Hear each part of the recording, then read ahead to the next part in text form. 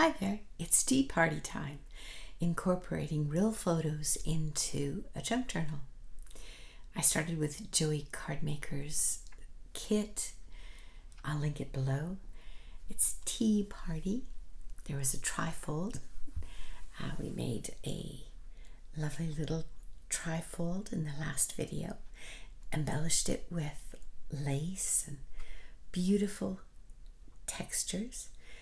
I added a bow and some chiffon ribbon.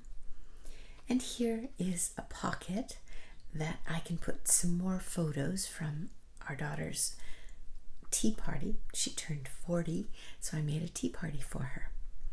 Now I'm going to be incorporating some of those photos that I took and using some of these delicious, beautiful trims from Anne at Oldesina. I sent away for some and they arrived, and now they can go into the journal, adding more luscious layers. This is one of the first times that I've added some actual photographs into a journal. So incorporating physical items that I already have, things like wax seals and obviously the paper digitals, to printed photographs. They're glossy, so they're not the same as our digitals, but I want them to feel like they are cohesive. So I think I'm going to add some trim to each one of the photographs. And this week and next week I'll show you some of the images from the tea party. It was so much fun, but a lot of work. And all the ladies that came, they made their own little fascinator hats, you know, the things that perch on top of your head with feathers and with laces and with ribbon and tulle. Yeah, I'll show more of that next week. But in the meantime, let's work on just these two photographs of teacups and the things that went on the table. And I want to add some of this ribbon. It's organza ribbon. I got it at Hobby Lobby when I was buying things for the ladies to make their hats with. So everything that's left over, I'm adding into the journal, along with all these delicious trims. You can see the pink one on the top left that's wrapped around a wooden peg. That's one of Anne's signature items. They're pretty.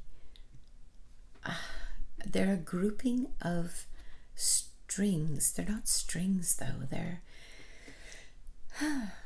They're. I'll link below to where you can find them and see them. So I ordered a blue one and a pink one. So I'll be adding one of the blue ones to one of the photographs. Here I've pleated some of the organza ribbon and I'm adding it to one of the digitals from Anne's at Oldesina. I think it's the dressmaker kit, although it could be the tea party kit. I have two kits that I'm using. I'm attaching just with a little bit of glue stick because I intend to sew the layers together. And it sort of sticks. So I decided to add some paper clips once the piece is torn to the size that I want. And it's going to get tucked underneath that little tag from Joey's kit of the tiered dessert display. Yeah, so I had 3 of the tiered displays for Sarah's, that's our daughter, her tea party. On the table I had that, and there were 11 ladies, and my very generous sister-in-law came to visit from Canada to help me prepare and help me serve. And it was a delightful afternoon. I think the ladies really enjoyed it. They're all around the same age as Sarah, so in their 30s. And many of them are young mums, so they're dealing with the joys and the utter chaos of what being mothers of babies and toddlers is like. So it was an afternoon away for them. I think the husbands ended up with the children, and they came to visit me at our house and had a tea party. Aren't those trims just so pretty? I'm delighted with what Anne sent, and she sent me goodies, extra goodies too, including those heart appliques that you see in the top left corner. One of them I use in these two photographs. So just tearing the edges of what will become a tag, I guess, this photo. And then I'm going to tuck it behind that tag from Joy Cardmaker's Tea Party kit. And then sew the trim on that organza ribbon that's pleated. And then on another photo is more organza ribbon, but just flat. So here they are. That's the menu card. So you can see the sewing I've done on the belly band, and then onto this photograph of teacups. The teacups I eventually filled with, I call them charcuterie teacups, bits and pieces of nuts and crackers and cheese. There's a picture at the end of what I put in them. So here's the sewing on both of them. One with the pleated organza and one with a darker organza that's just flat. And I'm using that old sewing machine that I got when our daughter was a baby. So 40 years ago. There it is. Nicely done. And I'm going to tuck it under the little bit of lace trim and attach it with some, I'm going to make it into a tuck and attach it with some Fabri-Tac. How are you doing? Have you ever been to a traditional afternoon tea? Maybe at a hotel or at a restaurant? I've been to one other one when our children were, when our grandchildren were little. We took everybody at New Year's, and that was fun. But doing it at home, oh, that was much better. A lot of work. I cannot emphasize that enough, because it was not just the tea. I had all the things set up to make the hats for the ladies, but it was fun. So this teacup, I used my Cricut to cut out of some scrapbook paper, and that is a doily, like one of the ones that I used that I set the table with, but I've tea dyed it. It's actually dye from Easter eggs and tea, and it has to go in the book because that's a part of the experience, these paper doilies. And you can see it's slightly damaged just because that's what happens sometimes, and nothing has to be perfect. It's no different than an English tea that you have in your house. Things aren't perfect, but they are fun. So I'm making this into a pocket so I can put a picture of our daughter wearing her little fascinator hat. And at the end of this video, you'll see a few more photos. And next week, I'm going to do a more detailed explanation if you ever want to make your own fascinator hats. It was fun, and it was interesting how creative some of the ladies were. I helped them make some bows out of the tulle. I'll show you how to do that next week. If you don't know, maybe you already know. They're like a floral bow, so not like your traditional tying your shoe bow.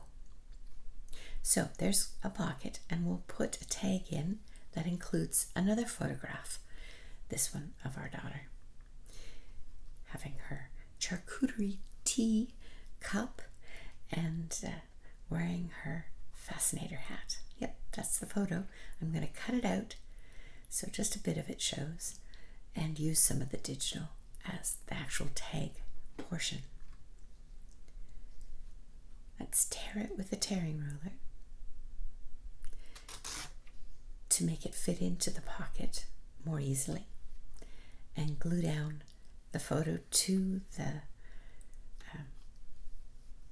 digital. And it works so well. I'm happy with it. I think I'm going to go ahead and add a little more trim. You'll have to wait and see now next week the way it turns out. But yeah, it's got a good start. I'm realizing this adding layers, it doesn't happen all at once. These layers, you start with one layer, 2 or 3, and then you add another layer, and then you go back and you look at it and you think to yourself, what else could I add? So I think I'm getting more comfortable with layering, but there's one aspect of layering that I'm not doing that Anne does, and she actually crumples up the paper quite a bit, distresses the paper physically so that it doesn't lie flat. And I have yet to try that with any success. So not next week, but maybe the week after I'll go to town with messing with the paper.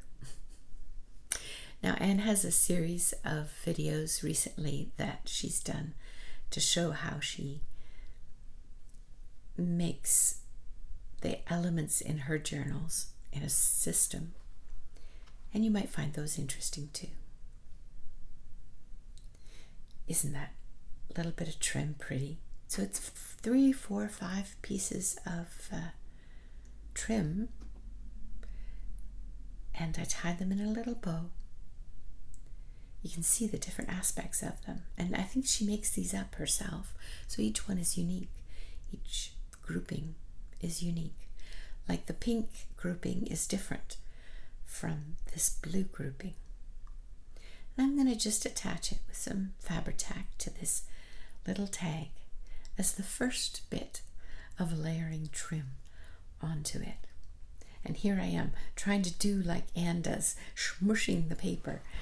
Yeah, with not a great deal of success. She also adds ink, and I don't have ink close by, so I choose to wait to do the ink. But it's a start, and there's some trim. It's a start. Sarah had a wonderful time. She was very happy to have the ladies gathered. They had a chance to have some good conversation. The sort of conversations you wouldn't have time for in a restaurant. And of course, we all can have an easier time once we've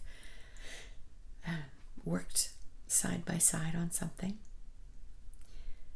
Yeah. I've added a few different bows. You can see the little rosette at the top from another page. The organza ribbon, and there's sari silk ribbon that Anne at Oldesina she sent me. So there we are. There's one, and it tucks in beautifully there.